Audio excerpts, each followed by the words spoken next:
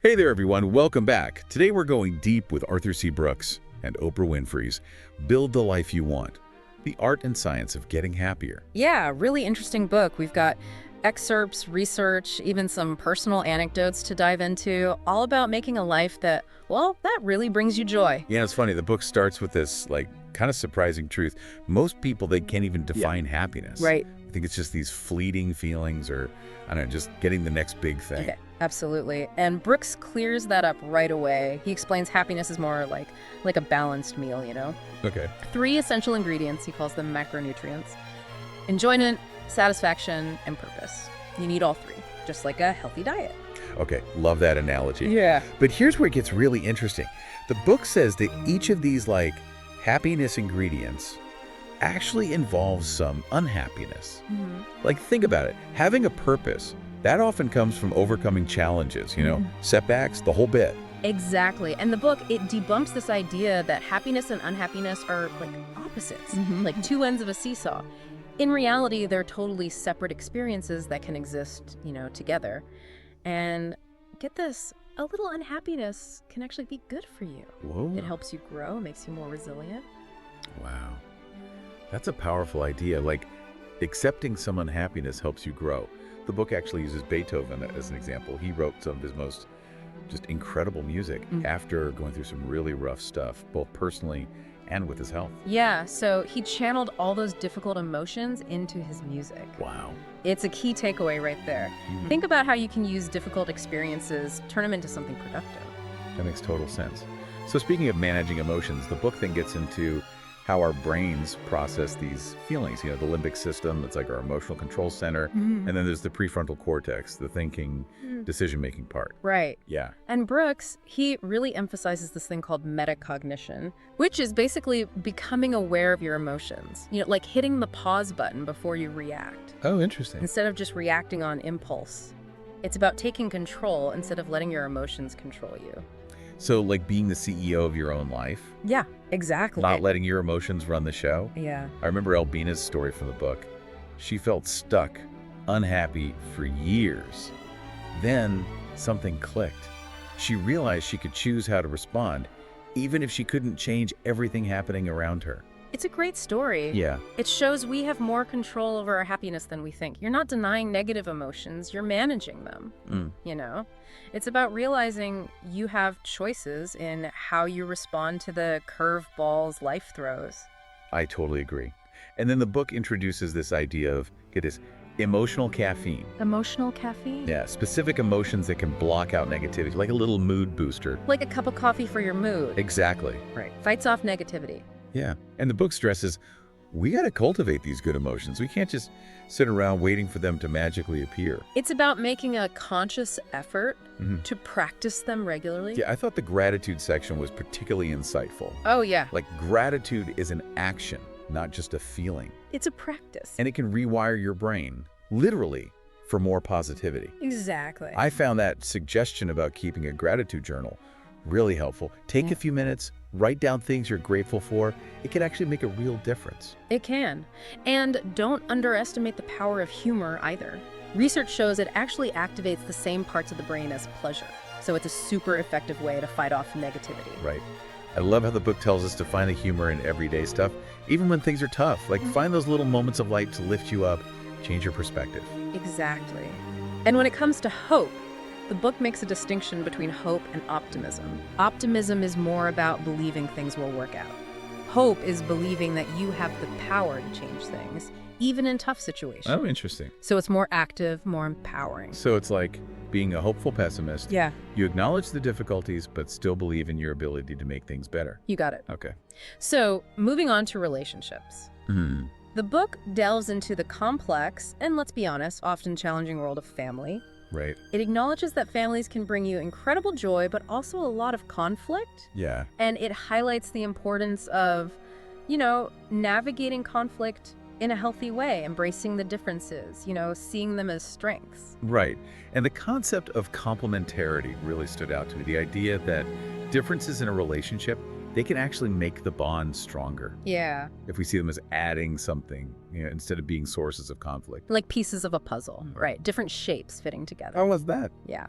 In relationships, our differences, they can fill in the gaps, make things more fulfilling, more dynamic. It shows how our differences can actually make a relationship better, not worse. Exactly. And then the book moves on to friendships and the importance of genuine connection, to fight off loneliness, which is sadly a growing issue. Yeah, absolutely. The book distinguishes between real friendships based on love and enjoying each other's company versus these deal friendships that are more transactional, less fulfilling in the long run. Right. Real friendships, they give you a sense of belonging, support, deep connection. And it's not about how many friends you have, it's about the quality of the relationship. Even one truly close friend can make a huge difference. Absolutely. It's those friends you can just be yourself with, laugh, cry, the ones you know will be there no matter what. Exactly. It's interesting. The book then shifts gears a little. It talks about focusing less on yourself, more on others. And, that actually leads to greater happiness. I know. It seems kind of counterintuitive, but they actually back it up with research, right? Right. Like, there was this study where they divided people into 3 groups. One group, they had to do acts of kindness for others. Right. Another, they just thought about moral stuff, And the last group, they just did self-care activities. So different approaches to well-being, basically. Yeah. What happened? The group that did the acts of kindness, they reported feeling way happier, like across the board. They felt more purpose, more in control, even more connected to other people. Wow, that's fascinating. It really challenges that idea that focusing on yourself is the key to happiness. Yeah, it's more about getting out of your head and doing stuff that benefits others. Makes you think. The book goes on to talk about the I self and the me self. Okay. The I self is like the observer. The me self is the one being observed, the one we worry about how others see. So the me self is kind of our inner critic, always judging ourselves based on what everyone else thinks. Exactly. And the book argues that most of us, we spend way too much time in that me self. Yeah, I can see that. Obsessing over our image. It can lead to a lot of anxiety, insecurity, less happiness overall. So how do we shift away from that me self? How do we cultivate the I self? Well, they have some interesting tips, like minimizing how much you look in mirrors, how much time you spend on social media. Yeah, makes sense. Less comparing yourself to others. Right, anything that fuels that constant self-evaluation. What else? They also suggest taking what they call a wandering day. Wandering day. No plans, no destinations. Just letting yourself be present, observe the world around you, no judgment, fully engaging with the experience. That sounds really freeing. Like just giving yourself permission. Yeah. No pressure. Right. Another way to focus less on ourselves is managing how much we care about what others think. Oh, yeah, that's a big one. And I think social media has made this so much harder. Everyone's presenting these perfect lives, perfect achievements. It's a breeding ground for comparison and envy. Absolutely. In the book, it really emphasizes how toxic envy is. It literally triggers pain centers in our brains. Makes us feel inadequate, resentful, can even lead to depression. So how do we fight that envy monster? The book suggests limiting social media, practicing gratitude, focusing on what you've accomplished. So basically shifting your focus from what you lack to what you have. Exactly, and appreciating your own unique journey.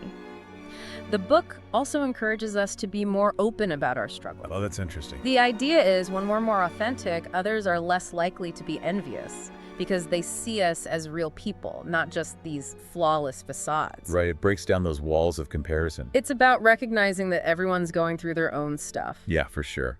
Okay, so then the book moves on to building strong relationships. Yeah. And they start with family, right? It's the foundation for most people. Right. And they say it can be complex, challenging, but family relationships are crucial for our overall happiness.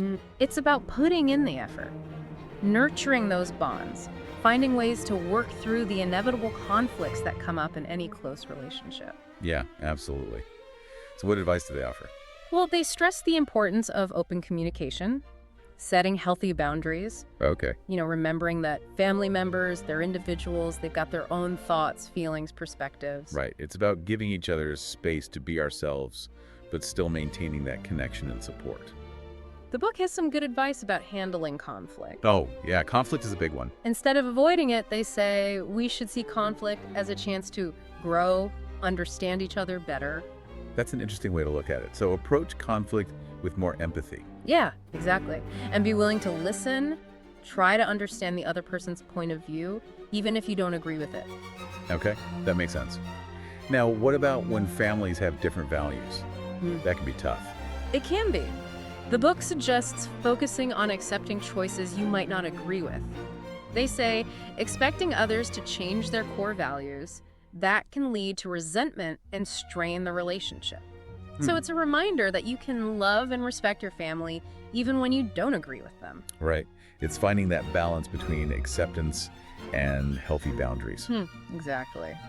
The book also talks about being mindful of how we interact with our families, especially when it comes to emotional support. Okay.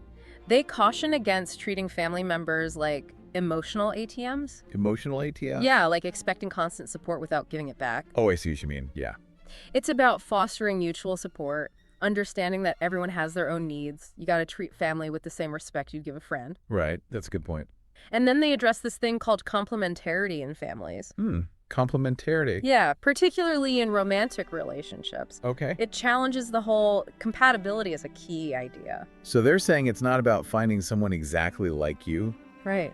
They argue that some difference, some complementarity can be beneficial.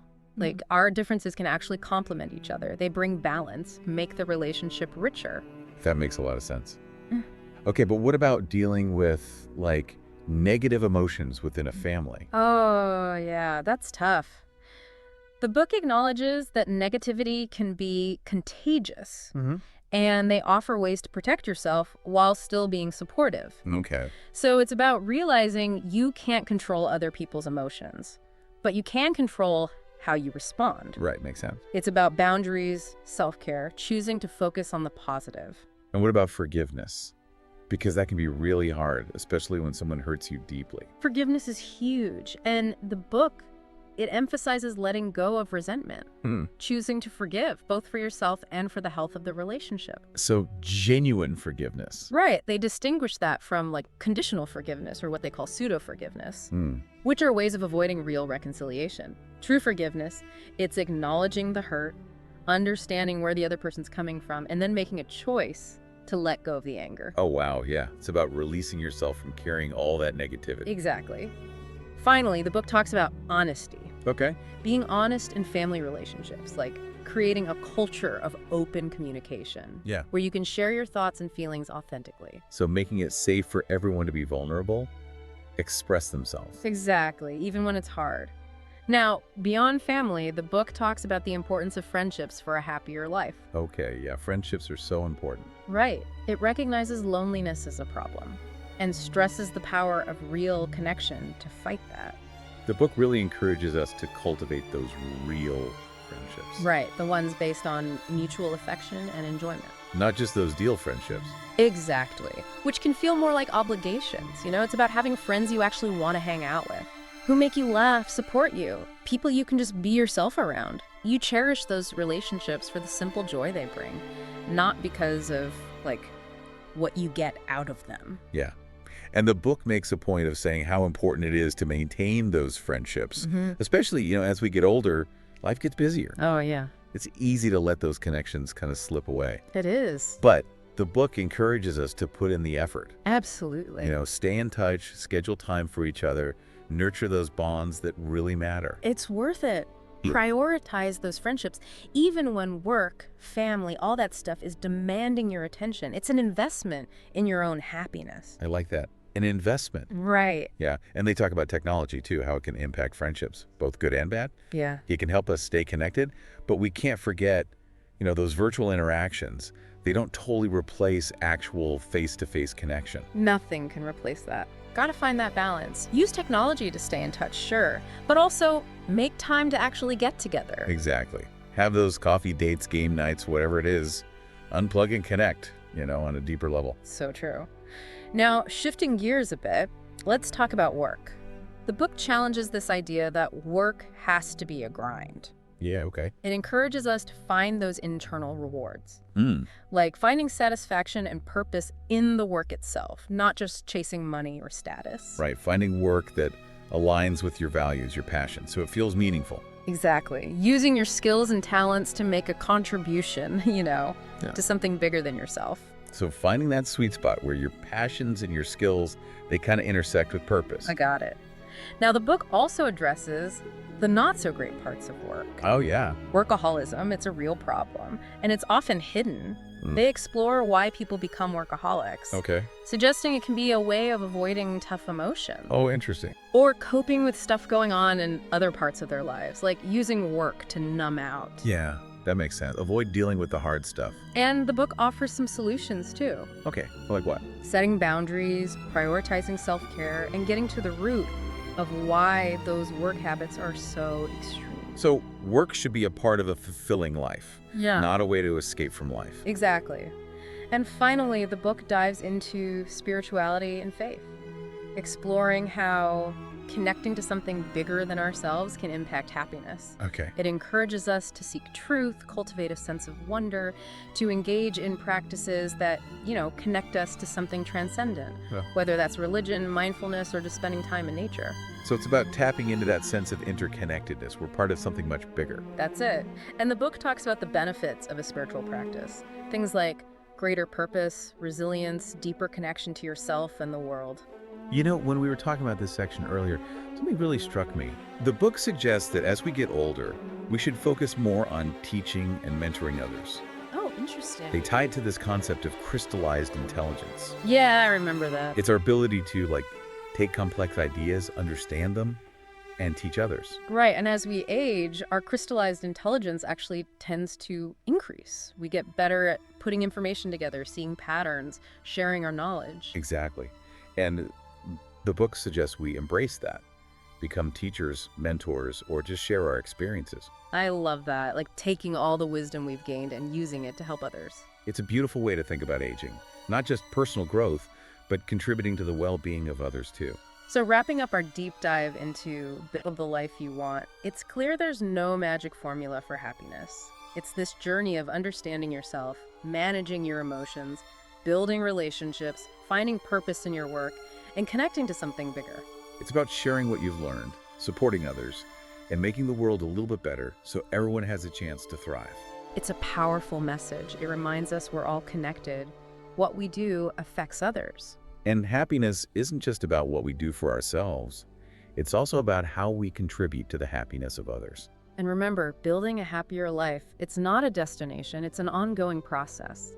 It's about always learning, growing, and finding new ways to connect with yourself, with other people, and with the world around you. Thank you for joining us on this deep dive into Build the Life You Want. We hope you found it insightful and maybe even inspiring. Yeah, thanks for listening. And until next time, keep seeking, keep growing, and keep building the life you want.